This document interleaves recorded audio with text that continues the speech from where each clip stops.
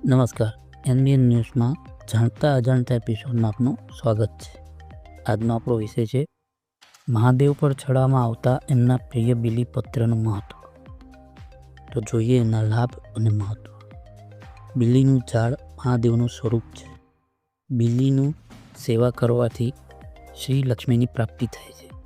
નાના મોટા જીવજંતુ જાણે અજાણે મૃત્યુ પામ્યા હોય તો બીલીની પ્રદક્ષિણાથી જ એ પાપ ધોવાય છે.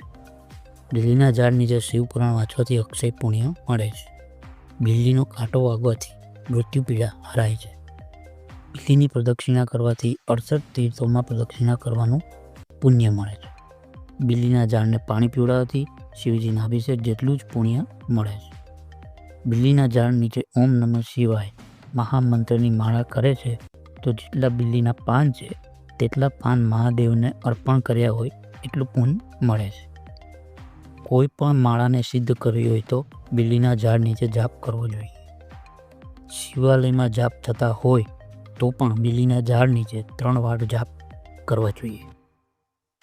બીલીનું જંગલ જે બનાવે છે ભવો ભવ શ્રી લક્ષ્મીની પ્રાપ્તિ થાય છે. બીલીના ઝાડ નીચે દીવો કરવાથી તત્વજ્ઞાન મળે છે. આધ્યાત્મિક તત્વજ્ઞાન અને મૂળ તત્વની પ્રાપ્તિ થાય છે.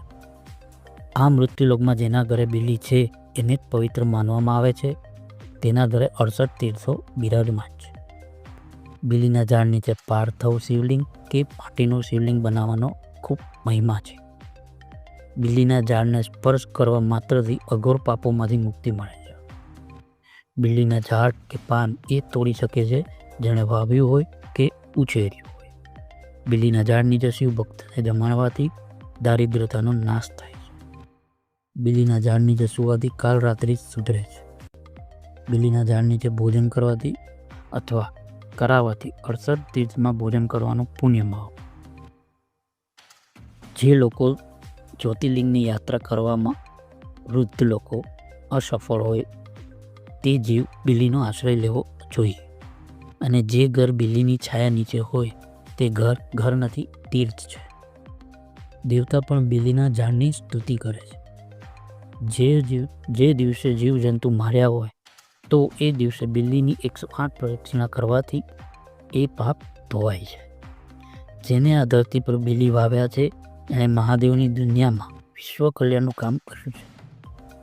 અને વિશ્વ કલ્યાણ એ જ શિવનો સંકલ્પ છે, જેથી એ જીવને શિવના પદની પ્રાપ્તિ થાય છે.